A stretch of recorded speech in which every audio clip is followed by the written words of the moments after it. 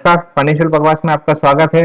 इस वीडियो में हम बात करेंगे कि निवेश में कंपाउंडिंग का जादू है, पैसा तेजी से बढ़ना। Experience the magic of compounding in your investment. अगर आप जल्दी कमाने लगते हैं तो आपको जल्दी ही निवेश की शुरुआत भी करनी चाहिए। सबसे पहले तो आपको सबसे बुनियादी चीजों यानी कि निवेश शुरू करना चाहिए और फिर उस निवेश में अनुशासन लाना चाहिए। जितना समय आप पैसे को दोगे उतना ही ज्यादा पैसा आपके लिए काम करेगा और आपको लाभ देगा। हर किसी को अपनी संपत्ति को बढ़ाने का अधिकार है और यही सपना लगभग सभी लोग देखते हैं। जैसे कि अगर 2,000 रुपए प्रति माह की बचत आप शुरू करें जिस दिन से आप अपनी कमाई शुरू करें, तो मान लीजिए 25 वर्ष के लिए निवेशित रहने पर 8% की दर से लगभग 20 लाख रुपए मिलेंगे, जबकि आपका मूलधन केवल 6 लाख रुपया होगा और बाकी का 14 लाख रुपया ब्याज और ब्याज के ऊपर मिला ब्याज है। तो पैसा बढ़ाने का सबसे आसानी से समझने योग्य उपाय है कि अपने पैसे को निवेशित रहने दो। बाकी का काम लंबे समय में कंपाउंडिंग यानी कि निवेश का जादू काम करेगा। अब जैसे आपने ऊपर देखा कि अगर 2,000 रुपए प्रति वर्ष हम जमा करते हैं 25 वर्ष के लिए, तो आप जमा कितना कर रहे हैं? 6 लाख रुपया, लेकिन आपको मिलेगा 20 लाख रुपया, जो कि 8% की दर से हमने कैलकुलेट किया है। लेकिन अगर यही म्यूचुअल फंड में अगर आपने किया है तो इसका प्रतिशत जो है 15 से 18% या 20% तक भी हो सकता है। यह निर्भर करता है कि आपने कौन से म्यूचुअल फंड की स्कीम में निवेश किया है। तो अपनी तरफ से समय दो। कंपाउंडिंग मुख्यतः किसी के भी निवेश के पोर्टफोलियो में दो प्रकार से काम करता है। पहले तो आप अपने निवेश को फलने फूलने के लिए पूरा समय दें और दूसरा कि आप अनुशासन के साथ बार बार निवेश करते रहें। जल्दी से जल्दी निवेश करना शुरू कर दें। ज्यादा पैसा इकट्ठा होने के लिए इंतजार ना करें कि अरे मेरे पास में 1 लाख रुपया हो जाएगा तब मैं निवेश शुरू करूं। नहीं, अगर आप 2,000 रुपये प्रति माह 25 वर्ष की उम्र से ही निवेश करना शुरू करते हैं और मान लीजिए कि आप उसे 60 वर्ष तक की उम्र तक लगातार उस निवेश को जारी रखते हैं, तो आपको लगभग 46 लाख रुपए मिलते हैं 8% के हिसाब से। और जबकि अगर आप 35 वर्ष तक की 35 वर्ष की उम्र से आप निवेश के लिए इंतजार करते हैं कि मैं 35 वर्ष की उम्र से निवेश करूंगा या उसके बाद से आपकी कमाई होती है, तो आप उसके दोगुना यानी कि 4,000 रुपया प्रति माह निवेश करना शुरू करते हैं 60 वर्ष तक की उम्र तक, तो आपकी जमा हुई रकम केवल 38 लाख रुपया ही होगी। तो आप यहाँ पर कंपाउंडिंग का जादू देख सकते हैं, कहाँ 46 लाख और कहाँ 38 लाख।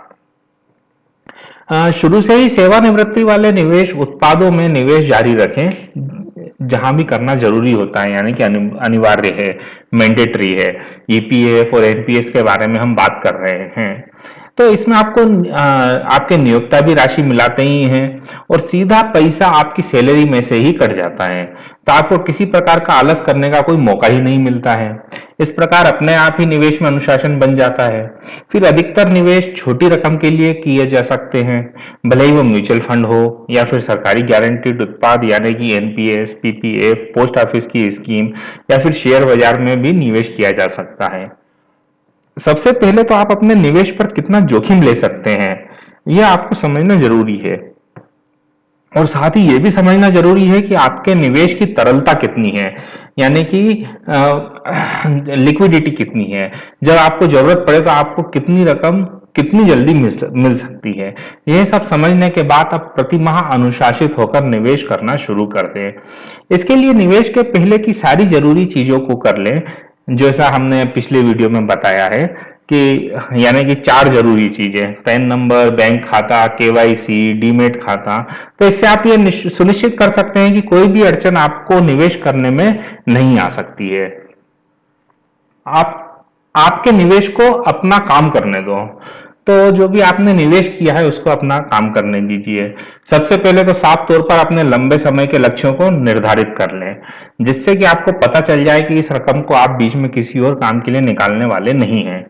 जब आप अपने निवेश को नहीं निकालेंगे और आपके निवेश पर मिले हुए लाभ को निवेशित ही रहने देंगे, तो वह बढ़ा हुआ पैसा अपने आप आपके लिए काम करना शुरू कर देगा।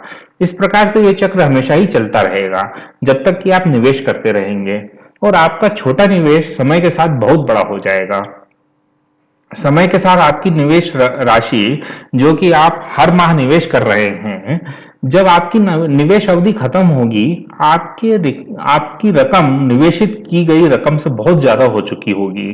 साथ ही आपको अपना एक आपातकालीन फंड भी बनाना चाहिए, यानी इमरजेंसी फंड, जिससे कि किसी भी प्रकार के अनिश्चित खर्चों से आप निपट सकें। जब आप लंबे समय तक अपने निवेश में निवेशित ही रहेंगे और रकम नहीं निकालेंगे, तो आप अपने निवेश के जोखिम को दरअसल खत्म कर रहे हैं। क्योंकि आप हमेशा ध्यान रखें, share market, mutual fund, equities, लंबे समय में अगर आप लंबे समय के लिए निवेश कर रहे हैं, तो आपको किसी भी प्रकार के जोखिम से डरने की जरूरत नहीं है। कई उत्पादों में निवेश के विनिवेश की विशेषता होती है, तो आप उस विशेषता का उपयोग करें। तो ये स्पेशलिटी होती है प्रोडक्ट की, तो जिससे समय के साथ आपकी रकम में कंपाउंडिंग का प्रभाव आप देख सकें। बॉन्ड और सावधि जमा यानी कि फिक्स्ड डिपॉजिट में संचयी, यानी कि जो भी ब्याज आपको मिल रहा है वे वापसी से आपको निवेश के साथ अपने आप ही विनिवेश हो जाता है। तो आप अपने निवेश की परिपक्वता मूल्य में कंपाउंडिंग का सीधा प्रभाव देख सकते हैं। एक और अनुशासन बना लीजिए कि जैसे जैसे ही आपके कोई भी निवेश की परिपक्वता होती है, तो आप तुरंत ही निर्णय लेकर परिपक्व रकम को वापस से विनिवेश कर दें, यानी मैच्योरिटी के बाद में इमीडिएट री इन्वेस्टमेंट कर दें। इससे आपका पैसा हमेशा ही आपके लिए कार्य करता रहेगा।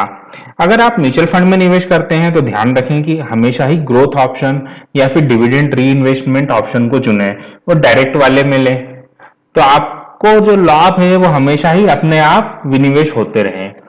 तो अगर अपनी लंबी अवधि के लिए आपने शेयर बाजार में निवेश किया है, तो कंपाउंडिंग का लाभ आपको बहुत गुना बढ़ा हुआ मिलेगा। अपने निवेश को कंपाउंडिंग प्रभाव को कई गुना और बढ़ाने के लिए नियमित निवेश के साथ ही सामयिक तौर पर भी निवेश करते रहें, जिससे आपकी बुनियादी रकम के साथ लाभ तो आपको मिल ही रहे हैं, साथ ही आप जो सामयिक तौर पर अतिरिक्त निवेश से अपने निवेश में बढ़ोतरी कर रहे हैं, वह भी आपके लाभ को कई गुना बढ़ा देता है। क्योंकि आपकी बुनियादी रकम जो आपके लिए काम कर रही है, अपने निवेश को इस तरह प्लान करें, यानी कि उस प्रकार के उत्पादों को चुनें जिसमें कि केवल एक ही बार में आपको बता दें कि निर्धारित दिन में इतनी रकम अपने आप उस उत्पाद में निवेश हो जाए, जैसे कि म्यूचुअल फंड, जिससे आपको याद रखने की जरूरत ही नहीं है। इस तरह के उत्पादों का चयन करें जिसमें चक्रवृद्धि ब्याज त्रैमासिक हो, ना कि अर्धवार्षिक हो या वार्षिक ना हो। तो छोटी अवधि में इसका पता परिपक्वता मूल्य में नहीं चलता है, परंतु लंबी अवधि के निवेश में इसका पता चलता है। तो आपको हमारे वीडियो पसंद आते हैं तो आप इनको सब्सक्राइब करिए, लाइक करिए, कमेंट करिए, शेयर करिए। आप हमारी वेबसाइट वित्तगुरु.com पर भी विजिट कर सकते हैं। तो कंपाउंडिंग का एक और प्रभाव है, आप ये भी समझ लें। तो कंपाउंडिंग आपके खिलाफ उतनी ही तेजी से काम करती है जैसे कि निवेश में आपको फायदा देती है। जैसे कि अगर आपके पास में क्रेडिट कार्ड है, तो आपने बकाया रकम नहीं भरी है, तो ब्याज में आपकी बकाया रकम पर जुड़ता ही है।